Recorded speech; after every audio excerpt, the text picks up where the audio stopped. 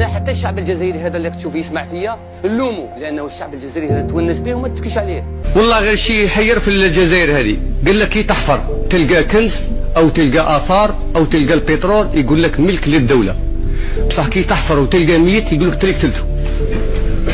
700 مليار شطيح ورديح في 2015، كي تبداو تسرقوا كل يوم مليار، كل يوم مليار، نحسبوا بالخميس والجمعه والسبت هاي 365 مليار. 700 مليار.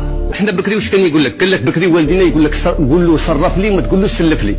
بكري كنا حاطين الصرف كان يقول لك، وقال لك اللي عطى الحكم لولده حفر قبر بيده. شوف كي عطيناها له داينا 40 مليون قاعد فتحوها قبور. الوزير تاع التجاره هذا اللي قال انا عنقولي ما يحبناش، هاو اللي عنقول ما يحبناش، التراب يجيبوا فيه تراب، هاو التراب. راك 4 اشهر راك تهضر يا ودي، راك في 4 اشهر كنت تروح فرنسا مش مطول.